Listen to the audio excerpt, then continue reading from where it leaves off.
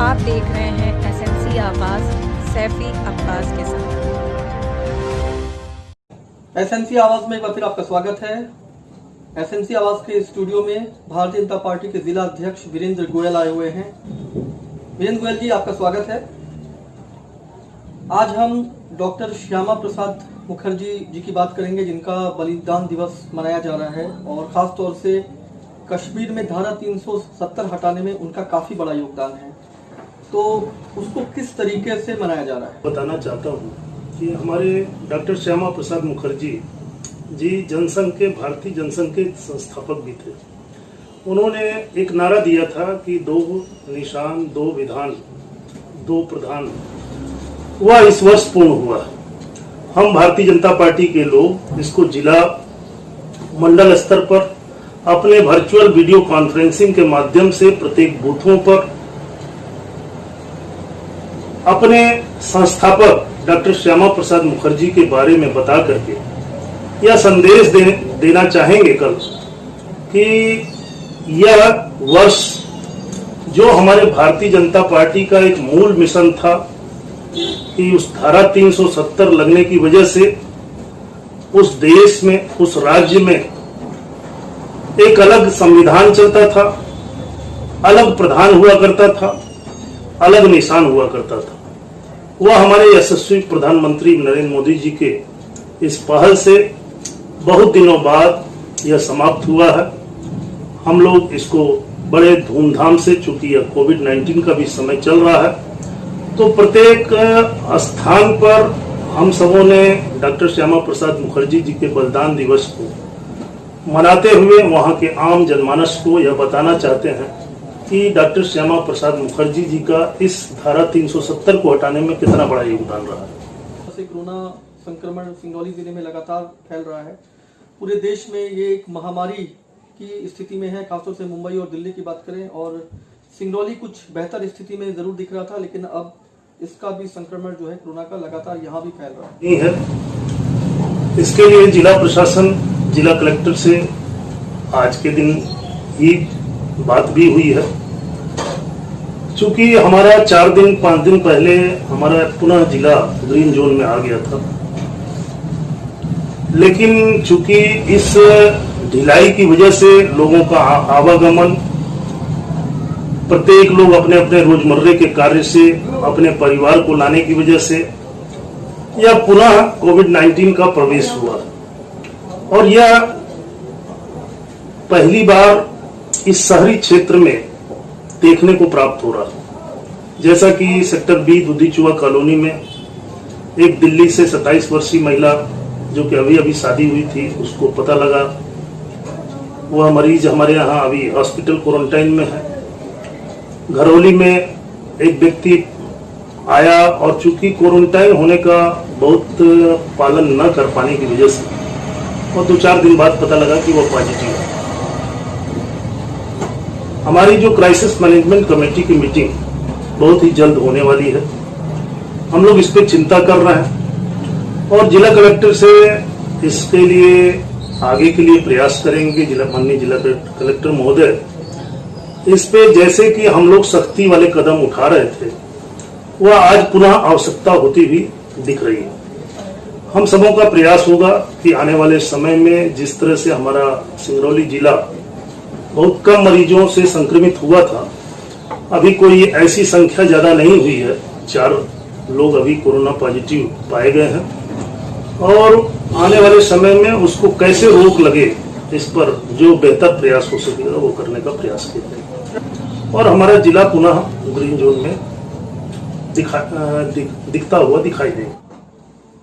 इसके साथ साथ हम ये भी जानना चाहेंगे कि जो सिंगरौली के विधायक रहे हैं और सांसद महोदया और खुद आप भी, सीएम शिवराज सिंह चौहान जी से भी मुलाकात हुई और सिंगरौली के संदर्भ में किस तरह की चर्चा हुई है? सीधी और सिंगरौली के मिलाकर के सांसद जी, माननीय सांसद जी और मैं स्वयं और सीधी जिलाध्यक्ष, इतने लोगों का डेलीगेट वल्लभ भवन में मिला और हम सबों की मुख्य मांग के रूप में यह थी कि जो सीधी सिंगरौली रोड, जिससे कि आज आम जनमानस में काफी रोष व्याप्त है, इस रोड को जितना जल्द बनवाया जाए उसमें पहल किया जाए।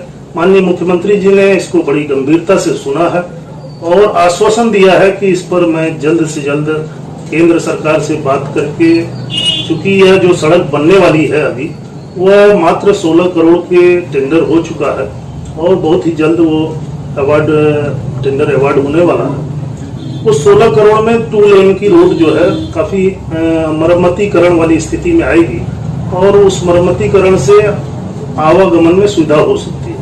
लेकिन जो हमारा मूल स्ट्रक्चर था कि 4 लेन की सड़क वहां पर निर्मित हो, उसके लिए हम सबों ने मिलकर के बात रखा है। सीधी जिलाध्यक्ष ने, चूंकि हमारे सिंगरौली जिले को मेडिकल कॉलेज की सौगात मिल चुकी थी और सीधी जिलाध्यक्ष ने एक विषय यह रखा है कि इसको सीधी में भी एक मेडिकल कॉलेज की सौगात मिले। ऐसा हम सब लोगों ने मिल करके और स्थानीय यहाँ की जो मूल समस्याएं थी उस समस्याओं से अवगत भी कराया है और उनके द्वारा आश्वासन मिला है कि जैसे ही यह कोविड-19 का दौर समाप्त होता हुआ कुछ लाइन पटरी पे आता हुआ दिखाई देगा तो यहाँ की जो भी मूलभूत समस्याएं हैं उस पर माननीय मुख्यमंत्री जी ने बहुत गंभीरता से विचार किया है और उस पर आने वाले समय में आपको क्रियान्वित होते हुए दिखाई। इसमें चूंकि पिछले समय में काफी प्रयास हुए हैं, माननीय सांसद जी ने इस बात को हमेशा सड़क परिवहन मंत्री माननीय गडकरी जी के पास में रखा भी है, लेकिन चूंकि इसमें कुछ टेक्निकल समस्याएं थी। अब केवल इंडिया को या बीओटी बेस पर काम मिला था और उसके कारण अब उसको टर्मिनेशन के अलावा कोई चारा नहीं दिखता है।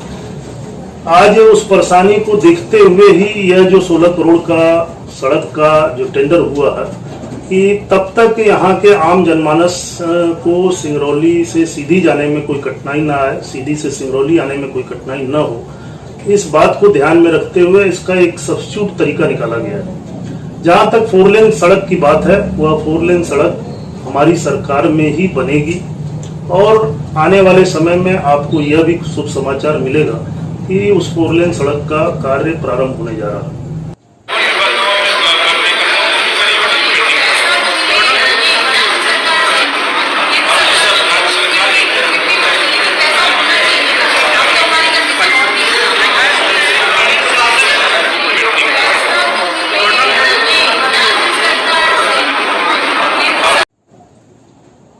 ये जो सड़कों की खस्ता हालत है और ख़ास तौर से आपको याद होगा पत्रकार वार्ता में सांसद महोदया अदिति पाठक जी ने, जब हमारे बीच के पत्रकार ने उनसे पूछा कि बरगुआ में ये जो फ्लाईओवर है इसका काम कब तक होगा, तो उन्होंने कहा कि राज्य सरकार और केंद्र सरकार पैसा तो दे, अभी तो स्थिति बहुत ख़राब है। तो आप ये बताइए कि जब वो खुद इस तरह की बातें करेंगे कि अभी तो आर्थिक स्थिति बहुत ख़राब है, तो इसका मतलब सिंगरौली का विकास कहीं ना कहीं जो है वो आर्थिक स्थिति का मोहताज हो गया है। तो इसको लेकर क्या कहेंगे आप? और हम ये जानना चाहते हैं कि आखिर ये बात उन्होंने किस संदर्भ में, इस बात से आपके सहमत नहीं हूँ। सांसद जी ने कुछ ऐसा विषय का आपने कुछ उसका अर्थ दूसरा निकाला होगा। आज इस संकट के समय में जिस तरह से माननीय नरेंद्र मोदी जी ने इतने बड़े पैकेज और समय समय पर सभी हॉस्पिटलों को अपडेट करना, हमारे यहाँ पैसों की कमी नहीं है।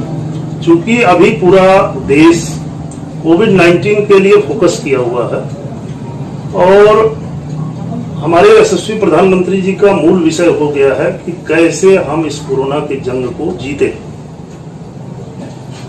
आपको सुनने में आता होगा, लेकिन जिस रफ्तार में हमारे कोरोना के संक्रमित मरीज बढ़ रहे हैं, उसी रफ्तार में हमारे कोरोना संक्रमित मरीज स्वस्थ भी हो रहे हैं। जहां तक 4 लेन की बात है, 4 लेन में हमारे यशस्वी प्रधानमंत्री जी के साथ साथ सड़क परिवहन मंत्री माननीय गडकरी जी ने बहुत ही अपना अथक प्रयास किया है और उस अथक प्रयास के बावजूद कुछ ऐसे चीज होते हैं जिसको कि सरकार कहीं कहीं हाथ बंध जाते हैं। ऐसा नहीं है कि उस 4 लेन का काम भविष्य में नहीं होना है, क्योंकि सारी रोडें उस स्थिति में कर दी गई है। 4 लेन का अधिग्रहण हो चुका है, तो 4 लेन रोड भी बनेगी। लेकिन अभी तत्काल में चूंकि वह टेम्परेरी व्यवस्था के हिसाब से उस 16 करोड़ की राशि स्वीकृत करके उस रोड को पैचिंग रिपेयरिंग करके ताकि आम जनमानस उससे लाभान्वित हो सके, जा सके, आ सके। और इस पर भी विचार साथ साथ चल रहा है कि उस 4 लेन का निर्माण कैसे हो। नहीं, ऐसा बिल्कुल नहीं है। उन्होंने सीधे सीधे ये बात कही थी कि राज्य सरकार पैसा तो दे, केंद्र सरकार पैसा तो दे, अभी तो स्थिति बहुत खराब है। तो इसमें कहीं कुछ तोड़ मरोड़ के रखने या कहने वाली कोई बात नहीं है। उन्होंने सीधे सीधे कहा था, हमने भी सीधे सीधे सुना था, और इस पर जो है ठीक है, आप अपने हिसाब से एक सफाई दे रहे हैं, लेकिन जो बातें हैं वो हैरान कर देने वाली थी, क्योंकि केंद्र में भी भारतीय जनता पार्टी की सरकार है और राज्य में भी भारतीय जनता पार्टी की सरकार है, और खुद अपनी ही सरकार में अगर उन्हें आर्थिक स्थिति को लेकर दिक्कतें हो रही हैं तो फिर सिंगरौली का विकास कहीं ना कहीं प्रभावित होगा। आपने ये कोविड-19 की बात जो आप कर रहे हैं, तो वहां तो फ्लाईओवर की बात हो रही है, तो कोविड-19 को फ्लाईओवर के मुलम्मे से नहीं ढका जा सकता है, लेकिन फिर भी आप कह रहे हैं तो हो सकता है किसी संदर्भ में होगा, लेकिन इसमें कहीं कुछ तोड़ मरोड़ के रखने वाली बात बिल्कुल नहीं है। विषय कोविड-19 से रिलेटेड था, और उसी बीच में अगर किसी प्रश्न के उत्तर में, चूंकि वह कार्यक्रम और उस प्रेस कॉन्फ्रेंस में हम लोगों ने क्या किया, अभी तक क्या करने की योजना है, क्या हमारे आर्थिक पैकेज से लोगों को फायदे होने हैं, उस बात को बताने के क्रम में अगर कोई माननीय सांसद जी के द्वारा ऐसा भूलवश निकला तो मैं आपकी बात से सहमत हो सकता हूं कि ऐसे शब्दों का उपयोग हमारे माननीय जनप्रतिनिधियों के द्वारा इसलिए नहीं किया जा सकता कि यह कहने की बात है कि पैसा नहीं है, क्योंकि आज के समय में पूरे देश में सिंगल एक एजेंडा है कि हम कोविड-19 के लिए ज्यादा से ज्यादा पैसे खर्च करें। हमारे प्रवासी श्रमिक जो अभी आए हैं और जो बेरोजगार लोग अभी घूम रहे हैं, इस कोविड-19 के चपेट में आने की वजह से आज उनके खाने के लाले पड़े हुए हैं, तो सरकार का मुख्य फोकस वहां पर। आज हमारे पास में इस क्षेत्र में डीएमएफ फंड हो, सीएसआर फंड हो, ऐसा कोई विषय नहीं है कि जो कि तत्काल आवश्यकता हो उसको हम पूरा नहीं कर सकते। जहां तक आदरणीय सांसद जी की आपने बात रखा है, मैं आपको पुनः कह रहा हूं कि तोड़ मरोड़ के नहीं आपके द्वारा पेश किया गया, लेकिन चूंकि वह विषय प्रेस वार्ता में कई तरह के विषय आ रहे थे। हाँ, ये बातें आपने बिल्कुल सही कहा कि जो डीएमएफ और सीएसआर फंड है, ये खुद इतना है कि काफ़ी कुछ विकास को गति दिया जा सकता है, काफ़ी कुछ काम किया जा सकता है। ऐसे में केंद्र और राज्य सरकार से जब फंड आएगा तब आएगा, लेकिन कहीं ना कहीं विकास को गति तो दिया ही जा सकता है। और इसके साथ साथ हम ये भी कहेंगे कि कहीं ना कहीं ज़मीनी स्तर पे वो काम दिखाई देना चाहिए, क्योंकि लोग जो है धीरे धीरे जो नेताओं का आश्वासन है और जो बातें हैं उसको लेकर वो काफ़ी उदासीन से दिखाई दे रहे हैं। यह जो आपने बरगवा ओवरब्रिज की बात कर रहे हैं या गोरबी के ओवरब्रिज की बात करें, यह ऑलरेडी प्रोसेस में है और बहुत ही जल्द उसका निर्माण। बहुत बहुत शुक्रिया, आप एसएमसी आवास के स्टूडियो में आए। हम उम्मीद करते हैं कि इस चर्चा के बाद जो जमीनी स्तर पे काम होगा वो सिंगरौली के विकास को गति जरूर देगा। खबरों के लिए एसएमसी आवास देखते रहिए। एसएमसी आवास के साथ सैफी अब्बास।